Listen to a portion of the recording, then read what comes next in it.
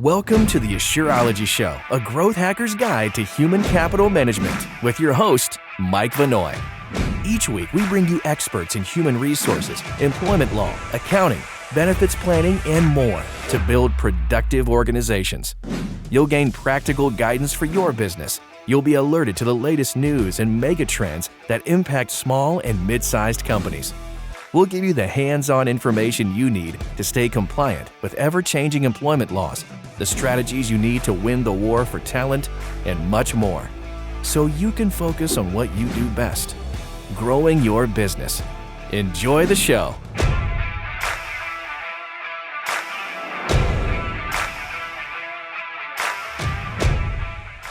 "2023, don't get caught unprepared. 12 new HR laws that every employer needs to know about." Okay, so this is a huge topic. There's no way we're going to get through 12 of these in 1 hour. So we're going to break this show up into two different segments. We're going to tackle the first 6 HR legislative changes and trends today, and we're going to do a follow-up with the remaining 6. But I'd say all employers need to watch this. This is really, really important information.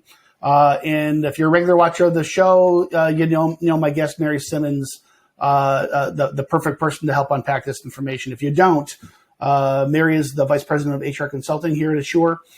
She's a SHRM certified professional. Also, for the past 8 years, Mary has been an adjunct professor at the New York Institute of Technology. Prior to Asure, Mary was the Director of HR Consulting for a 55-year-old HR consulting firm in New York. Welcome back, Mary. Thanks, Mike. Okay, so lots of topics. We're going to just jump right into it. So the first big change that employers, and this is like super black and white, they got to know about it. There's changes to the I-9, right? And no one's exempt from this. Yes. Tell everybody, maybe for people who might not think that they have to do I-9s, real brief, what is an I-9? Why must they comply? But then specifically, what are the changes? Sure. So absolutely. And we did a full webinar on this, and we started with, hey, this might seem boring, but every employer has to fill out an I-9 for any employee who was employed after 1986 when the I-9 form was created. And that I-9 form is proving eligibility to work in the U.S., not citizenship, which a lot of employers believe. And besides filling this out, Mike, on our other webinar, of course, we went over how to do it correctly. It's not super difficult, but if you're audited and it's filled out incorrectly, the fines are relatively high. So what's happening in 2023 is that if you look at your I-9 form, it expired in October 2022. So you need to continue to use that form.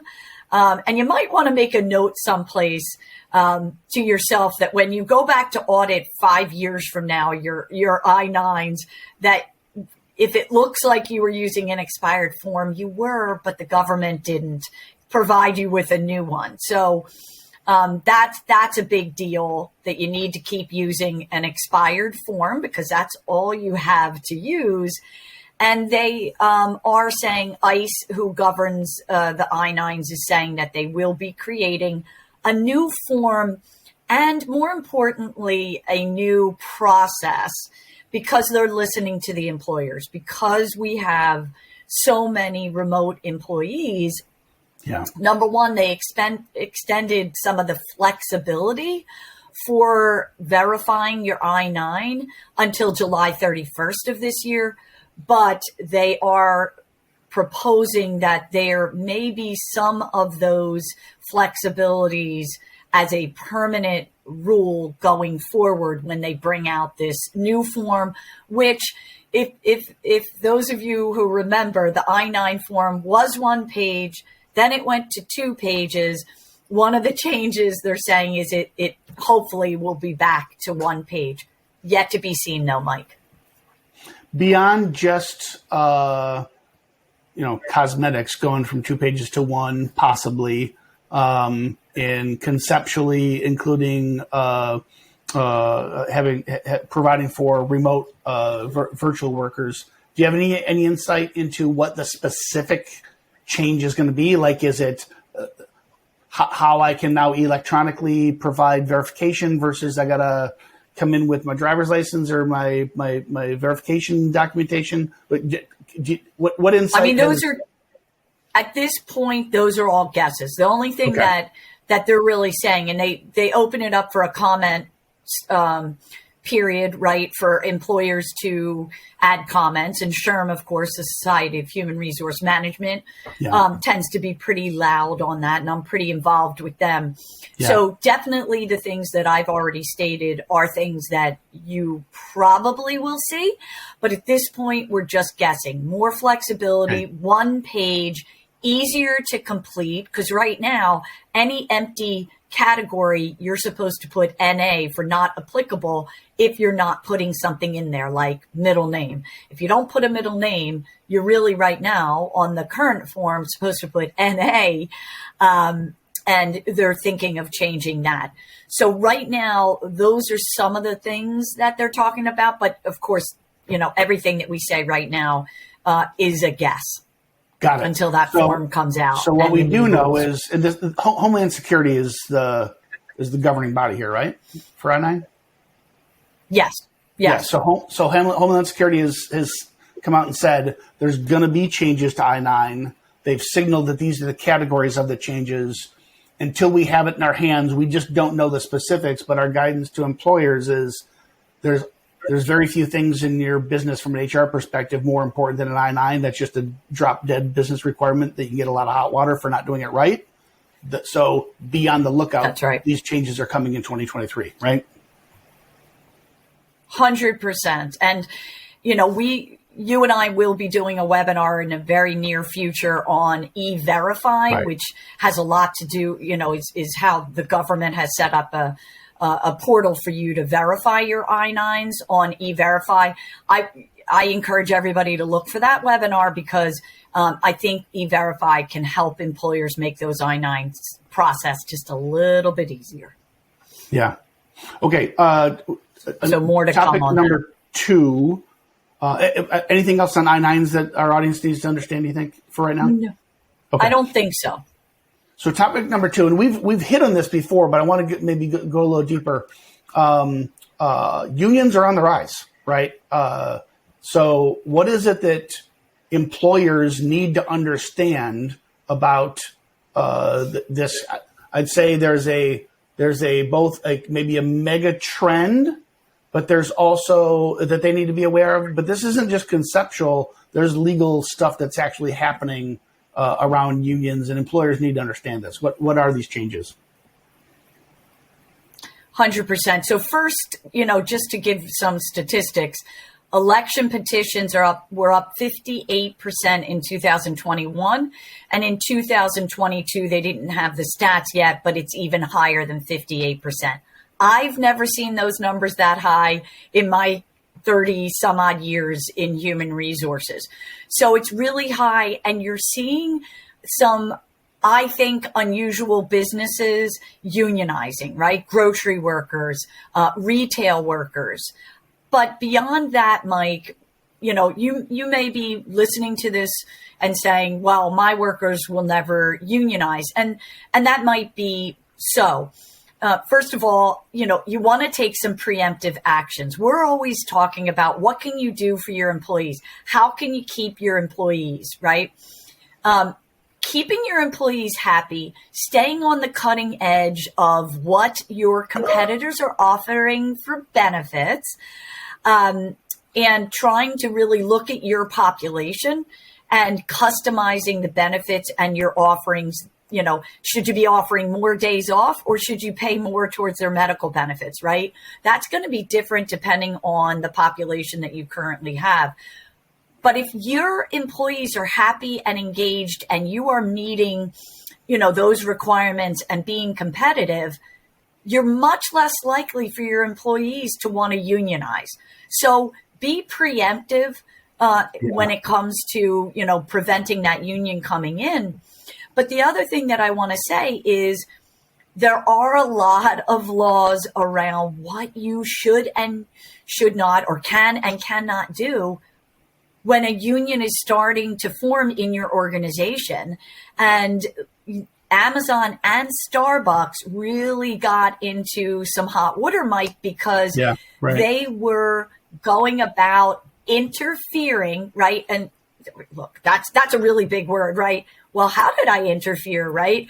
But you really have to be careful on how can you lawfully speak to your employees about whether they should unionize or not. It's very, very strict. So even if your employees don't vote to unionize, you can still be fined for unlawfully interfering with them trying to unionize. So be very careful and seek an expert's advice. Yeah.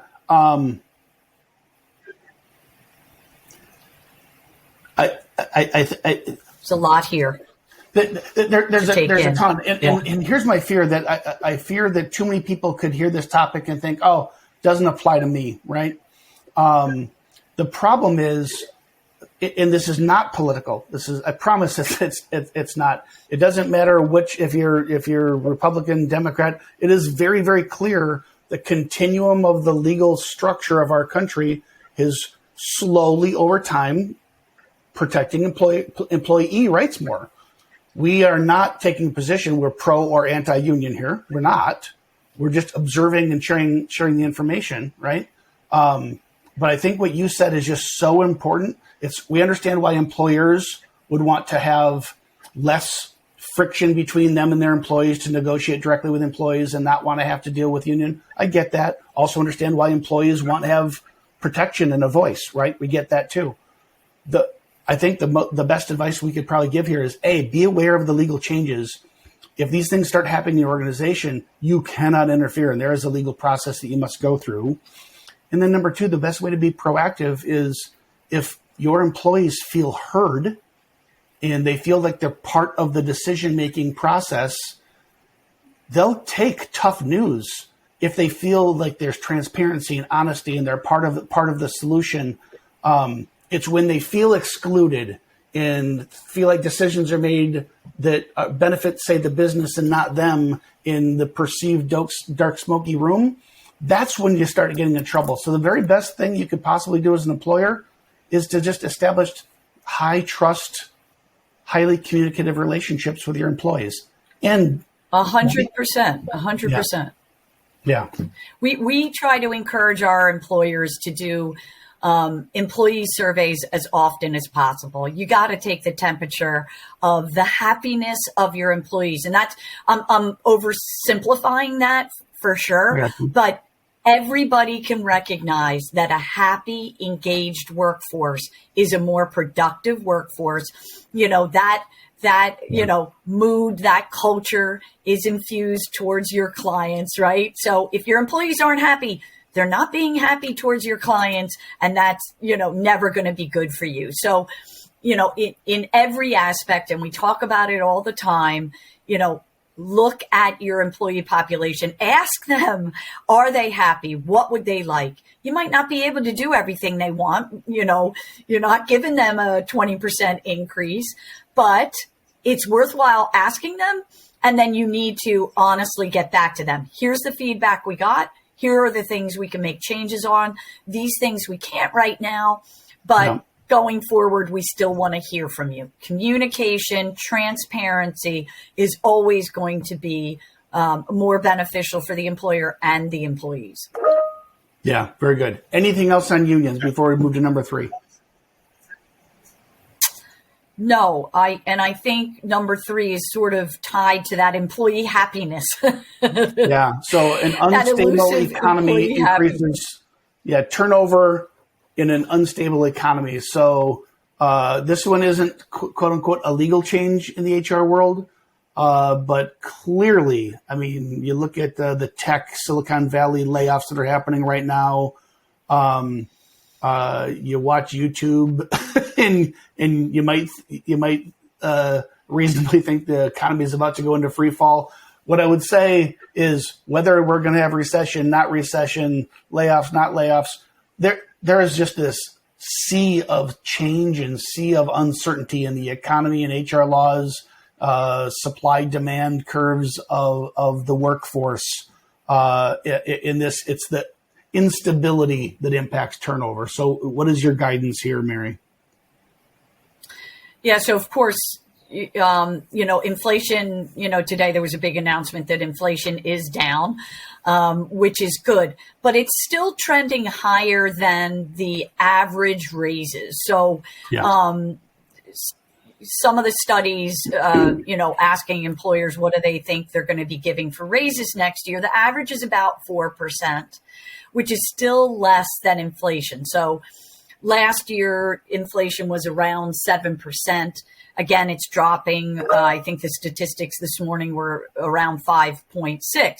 So inflation is still trending higher. So part of this education that we're trying to help employers with is what should you be strategically and tactically planning for 2023 within your HR function. And raises are always a huge part, Mike. So if you know that your raises are going to be less than inflation, right, which isn't going to make employees happy, what are you going to do? Right. So some suggestions may be that you do want to do those employee surveys. What are they looking for? Money isn't always what makes employees happy. Right. So, first of all, they want to work for a good manager. So are you doing management training? Are you doing employee training to give them the tools to be successful? Are you reinvesting in your employees because they see that, they feel that, and they want that? The younger generations, hands down, will say, I want training and time off. Yes, I want to make a good salary, but I want training and time off equal to or above their salary. Those are things that a really strong HR function can help you with and not break your bank. I can't help it, and I probably overuse sports metaphors here. So some are going to love this, some are going to hate this probably. But if you think about sports teams, I love it. And business is a performance, right? You're trying to grow, get better, beat the competition in a healthy, ethical way within the rules, right? The metaphor is pretty sound, right? Your greatest athletes frequently will take a pay cut to go be on a team that they think has a chance at winning the title because they want to be part of something, right? And then free agents, the best athletes on bad teams, they go to the marketplace to the highest bidder, right? And so both of those things coexist. That I think we would guide people. You have to be smart about compensation. You can't consistently pay people under market value for a long period of time. But the things you just said, am I getting education? Why? Because I'm developing so that I see myself, here I am today, but this is where I'm going to be tomorrow with that education, right? Am I part of something? Is there a mission? Do I have purpose in what I'm doing?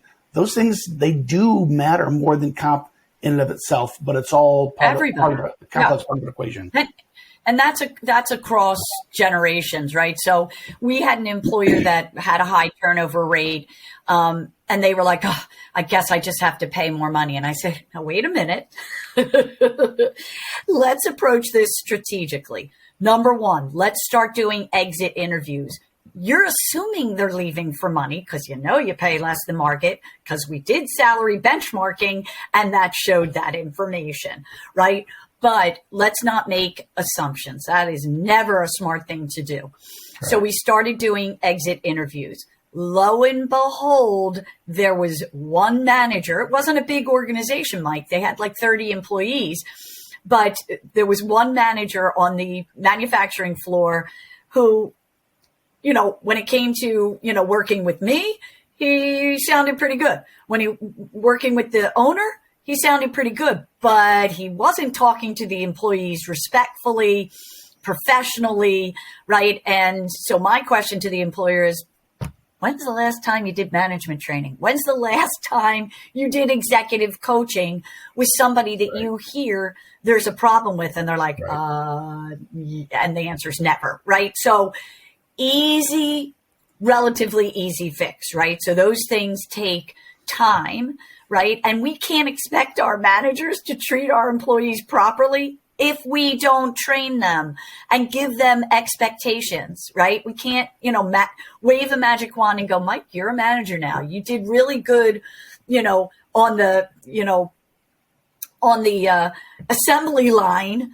So now I'm going to poof, you're a manager. No, we have to give the tools, the support, the skills, the training for them to be good. And I get up on my soapbox a little bit about this, but these webinars are meant to show the employers you need to do some planning with your HR function going forward. And this is a big deal.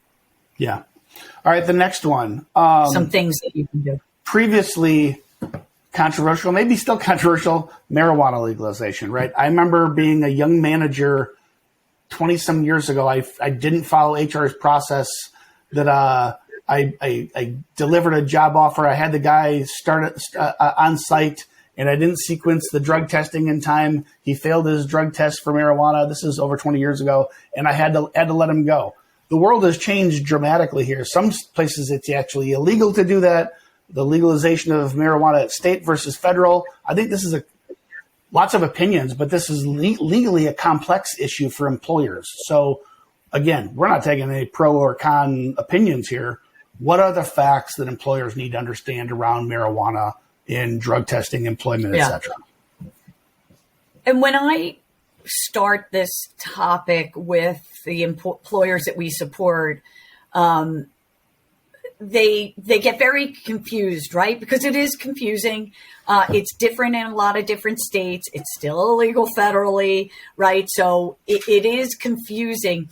But I just want to start off by saying your employees cannot come to work drunk. We all know that. And drinking is legal. So they cannot come to work after marijuana use, stoned, whatever term you want to use as well. They cannot come to work impaired in any way. And that would include if they took a ton of cough medicine or another medication, right? Because we want them to be safe and everybody around them to be safe. And that includes office jobs, right? So I just want to start with that because, the employers that I work with, that's what they're like, wow, this guy's coming to work stoned, but marijuana is legal. And I'm like, don't get confused. You can't come to work impaired. So now there's about 22 the perfect states. Metaphor. Mary, I love that setup. It's like alcohol is legal, but you would never tolerate an employee showing up drunk, right? So I love that approach. Yeah. Yeah. So there's about 22 states that have legalized recreational marijuana. Okay. So when I'm talking about all this, and I'm going to give you some state specifics, I want the employers to understand a couple of things. You need to look at your drug testing policy, number one. You need to look at if you do drug testing, which isn't mandated except for DOT positions, for some DOT positions, Department of Transportation positions. And I want you to think about what policy you want in your handbook. So I always think one of the value adds that we give employers is I'm always going to push compliance. That's my middle name. But the other thing is best practices.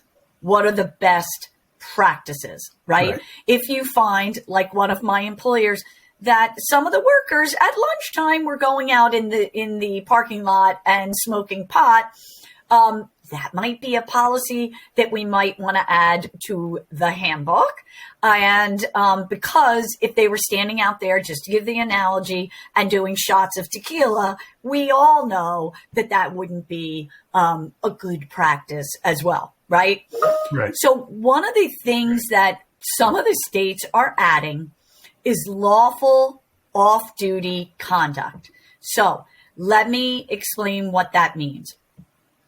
I'm going to go back to my alcohol comparison because, I think it's easy to understand. So New York State, as an example, has a lawful off-duty conduct for alcohol consumption. Alcohol is legal. An employer should not be using an employee's lawful off-duty conduct of drinking, and I'll give you an example in a minute, to interfere with hiring or any employment action. So here's my example. Had an employer who had a couple instances of people drinking on the job. Happens all the time. I've been doing this for 30 years. Happens all the time. So he goes to hire a new person. It's a big organization, right? They had about 500 employees, big manufacturing, bunch of different sites. They go to hire a new person and he tells his manager, hey, look them up on Facebook. See if you see anything out of the ordinary. And the person's Facebook page was drinking here, red Solo cup here, beer funnel here, right? Yeah. And the employer's like not hiring him based on that reason, right? The manager, in his infinite wisdom, right? Brand new employer to me because part of my interviewing training would shut this down right away. The manager's like, yeah, I really liked you for the job, but the owner saw you drinking on Facebook, so he's not hiring you. What do you think happened, right? That triggered litigation, right? Yeah. That's a hard one,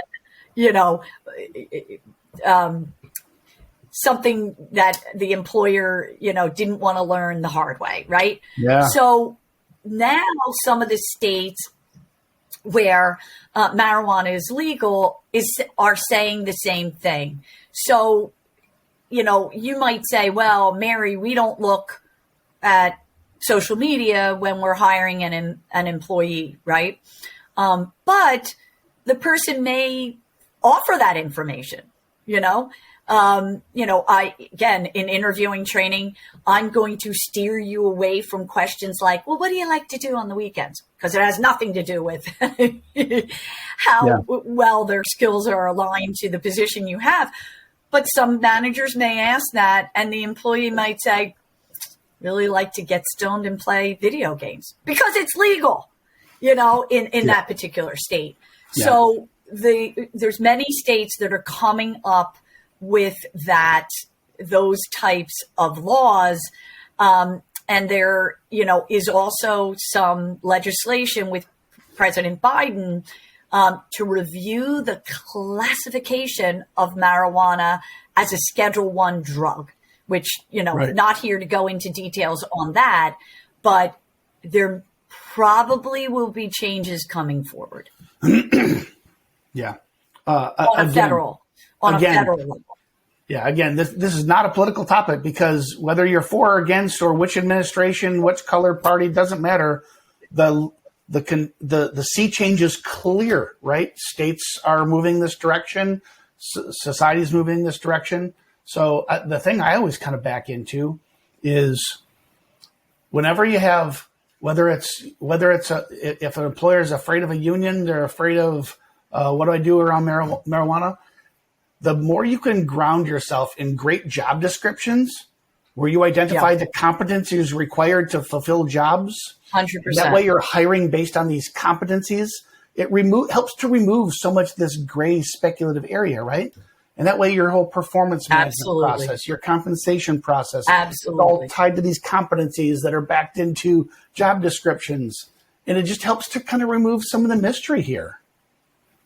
Couldn't agree more. The job description, in my mind, employee handbook, and right behind it, job description, two of the most important documents that an employer can have. So it goes a little bit more. I want employers to understand sort of all of the ramifications around marijuana legalization. So the states right now that have the off-duty marijuana use is New Jersey, Nevada, Rhode Island, Montana, and New York, and California will have it in 2024. But additionally, there are some municipalities, actually some cities, that prohibit pre-employment testing for marijuana, except where it's safety sensitive positions or DOT drivers, right? And that's New York City, no surprise there, and Philadelphia. And, as always, when I, tell you about the states where it is right now, if you're not in those states or don't have employees in those states, I just want you to be aware of it, because even if that law hasn't hit your city, your state, I guarantee you that if it exists in another law and you are challenged because you didn't hire anybody doing pre-employment testing for marijuana, and you're in a state where it's legalized, you'll probably have a difficult time with that holding up. So in New York City and Philadelphia, it's got to come off the test strip for pre-employment testing. But I just want the other states to be aware of it, to know that this is out there and that it might get expanded. So pay attention to it. Absolutely. Yeah. This is something we have to take seriously. Yeah. Okay. So we'll do our next one. And this is kind of interesting. We don't want to talk a lot about this that we've mentioned in the past several months, but there are more states that are adopting state retirement savings programs, right? Yes. Yes. So I think there are maybe there's information to probably share what specific states are doing what, but maybe before we even go into the specifics, can you just kind of share what is this mega trend that you're seeing in quote unquote HR around employee savings? Yeah. So it's actually a really positive trend for some of our smaller employers. And the reason for that is because right now, New York and California are kind of leading this. And there's a couple other states we'll talk about, but the state is offering a savings plan as well, which is really cost effective for the smaller employers who may have said, well, I don't have a 401k. I only have 15 employees. But now if you're in those states, and we'll talk about where it's expanding, that is great. And if it was me, that's a benefit. Going back to the employers who say to me, I'm too small for HR. You might not know about some of these great things that you can tell your employees about and get the credit for it, right? Because the employees right. wouldn't know if you didn't tell them. And, we're always guiding the employers. Let me help you through this process. Sometimes the states don't make it, super easy. So I really think that this is a positive for the smaller companies. Look, the bigger companies have been offering 401ks or other types of savings plans, for the nonprofits out there. But I think this is a really great thing. The states where it's a little bit in flux, New Jersey, New York, Virginia, Delaware, Hawaii, which was a little surprising to me, and Maryland.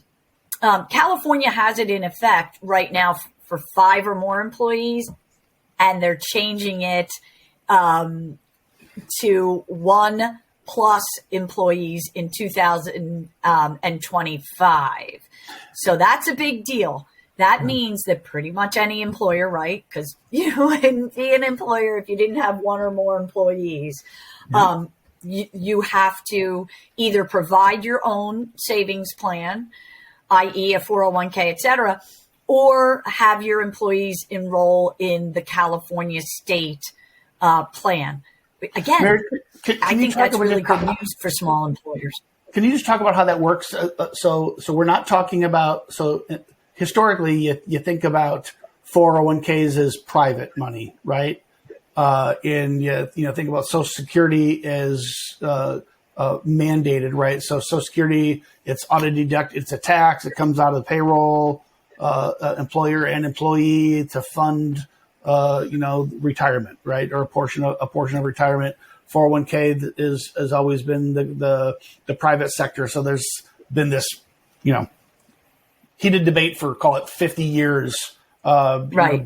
left and right on how much you should lean on one side versus the other. What specifically does I know they're all a little bit unique. What specifically does this do? This is 401k, but it's state sponsored ish, right? Yeah. So honestly, to go into detail about each of these plans would take us another 5 hours. Yeah. But I think employers need to be preemptive here, right? That's the whole point, is be preemptive, look into this, seek advice, because we are, on this with all of our employers in these states, because of course we know whether they have a 401k or not. And if they don't, we're jointly looking at these plans and helping them with it, right? So some of the things for 2023, Connecticut had it in effect, but it was 26, I don't know, it seems like a random number, or more employees. And in 2023, in March of this year, they're lowering that to 5+ employees. So the states that have it, Illinois, same thing. They're going from 16 or more employees to 5 or more employees. Oregon is 5 or more and going to 1 or more in 2023. And Colorado is sort of started it last year, and you have to be in full compliance this year. So it's a big year for all of those states, Connecticut, Illinois, Oregon, and Colorado. Big deal, right? Employers really need to get on this right away. And it is a really good thing, because if they don't offer it, those states are offering a plan.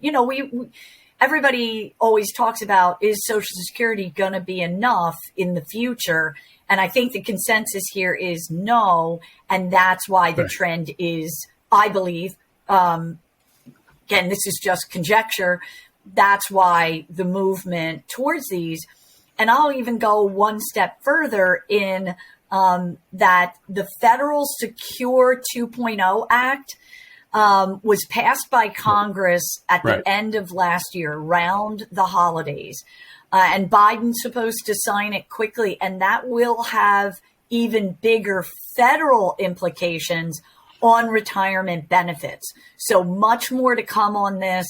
I think employers need to, pay attention to what are they offering, even if you're outside of these states, because there will be something federally coming down the pike in 2023. Yeah, this is exciting, I think, because this satisfies this satisfies the desires of both ends of the political spectrum, right? So not because it's a way for traditional 401ks but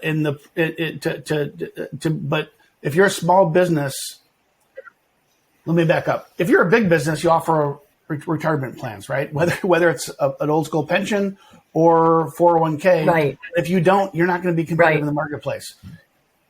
Most small employers, they're not thinking, oh, I don't want to do a 401k. They're just thinking it's too complex. I don't have time. And I can't afford the expense of the third-party administration that's involved with it. I don't even know where to start, right? It's not that we have a bunch of small employers that are saying, hey, I'm anti-401k. So here are states saying they're basically going to take over the TPA, the third-party administration, and set up so your employees can voluntarily contribute and participate in a 401k. So to me, this is that's right. I don't know how you criticize this. This is a win for employers. The ones that take advantage of it earlier than their competitors will have a competitive advantage for recruiting talent. And this is obviously just a win for employees, being able to save for retirement and have a vehicle beyond Social Security. So very good. I agree. Yeah, I agree. Okay. Last one. This is something we talk a lot about, but it's so nuanced. There's so many flavors, but just changes in paid sick leave. More and more states are adopting their own leave types. And the important word here is paid, right? So employers, if you are not aware, if you live in a state that is mandating that you pay employees when they're not working for whether it's maternity, bereavement, or generic PTO, It's the flavors are kind of all over the place here, but by gosh, you better know it because this is going to have a real impact on your business. So what can you tell us about it, Mary? It will. And I like that you said the difference is paid. So we all know that federally we have the Family Medical Leave Act, FMLA, right. And it's for employers with 50 or more employees. And although it's job protected, as most of the leaves that we're going to talk about here are, and that's a big differentiator, right? So understand that most of these leaves are job protected. What does that mean? That means that if Mike goes out on the leaves that I'm going to talk about in a minute, just like if Mike went out on FMLA, his job is protected. He comes back, and there's, a couple of nuances here that we won't get into, but in most cases, Mike should come back to the same or a similar position. And so when we talk about these leaves, what some of the states have done is said, all right, you got FMLA out there, but what about smaller employers when somebody has a baby, adopts a child, et cetera? So many of the states have come out with their own paid family and medical leave. And like you said, Mike, paid is the pivotal word, but most of these leaves in most of these states. So in 2023, besides the 11 states that have it right now, plus DC, Oregon, Colorado, and Maryland are going to be added to this list. So let's just talk about this for a minute. You've got a couple different leaves, right? So you mentioned paid sick leave. There's also 15 states with paid sick leave, right? So what do I want employers to prepare for? I need you to go to your handbook, give me a call, and say, Mary, what do I have to change? What you can't do is say, okay, my state has both that paid family leave and the paid sick leave. And altogether that equals, I'm just going to use an arbitrary number, 15 days off. And when I look at my handbook, I give my employees 15 days off. I'm all good. No, you are not. What you need to do is you need to put parameters around when they can take the leave in conjunction with what the law states, why they can take it. In some instances, some of those paid leaves say you do not ask for a doctor's note within the first couple of days because they may be a paid / a sick / other type of leave, right? And if they're taking time off, let's say for being a victim of human trafficking or being abused, you're not allowed. They don't want the employer to know about that, right? So there is so much that employers need to prep for here. We're looking at the handbook with our employers every single year, but these laws don't always just pop up in January, right? And some of the laws, that go into effect in 2023 are not going to change. But you need to educate your managers, your HR staff, your employees. You need to change the handbook, and you need to probably change your postings, right? Because if this is new, there will be a posting requirement, most likely. Yeah. So that needs to be added to your postings. Yeah, you beat me to the punch, Mary. Because I feel like there's two big things here. One is the leave type itself, in whatever state you're in. By gosh, you got to know the law here, because this could really impact your bottom line if you now have to pay people for leave when they're not working. That could be a real cost to you. But then I think just as important, number two, and you expanded much better than me, but it's having the employee handbooks that understand this and explain the sequencing and overlap or lack thereof of leave types. So you might think, correct, this law just passed no big deal because I already give 2 weeks of PTO to all my employees because I'm such a great employer. That doesn't apply to me because you're thinking they are sequential, or they could coincide together, and that those maybe 5 days of state-sponsored are 5 days of your PTO. But when in fact the law might say it's your 2 weeks plus those 5, you just have 3 weeks of paid leave, and you're none the wiser. So you've got to understand the nuance of not just. Go ahead. You do, and don't forget, some of these leaves are going to be partially paid by the employee and partially paid by you. Some are partially paid by you and the state. So it's not always, a hardship to the employer. So, you need some explanation. And what I always try to say to the employers that I assist is, listen, you need to be aware of it. Don't waste one brain cell on figuring out how this is done. Just call me, because we're doing it for hundreds of employers. We got this, right? Yes. This is a big deal. It has to be dealt with an expert. And I would say even the HR professionals that I work with, it's worth seeing. Most of these laws will give you a little latitude, right? Are you counting their time off like FMLA? Are you doing it annually? Are you doing a rolling year? Are you doing a look back, a look forward? They give you options. That's worth a discussion with a professional to help you figure out what's best for you, for your organization, your employees. Yeah, very good. Very good. Mary, I think I'm going to use that as a topic. We have 6 more topics. I think we'll break this into a part 2. Lots of changes, clearly, between the economy, the labor, the workforce, the labor participation rates within that workforce. How is technology disrupting productivity in the workforce in this massive change where states and municipalities are starting to adopt their own unique versions of what was previously federal laws. The landscape from an HR perspective is just changing so fast. These are the big ones that we got to stay ahead of. So thank you for today, and really looking forward to next week's conversation where we unpack the other 6 major changes that we don't want employers to get caught flat-footed on. Thanks, Mike. All right. Until next week, everybody. At Asure, we build human capital management software and services that help 90,000 companies like yours attract, develop, and retain great people. Our low upfront cost and affordable subscription model allow you to save cash to invest in things that drive growth, not overhead.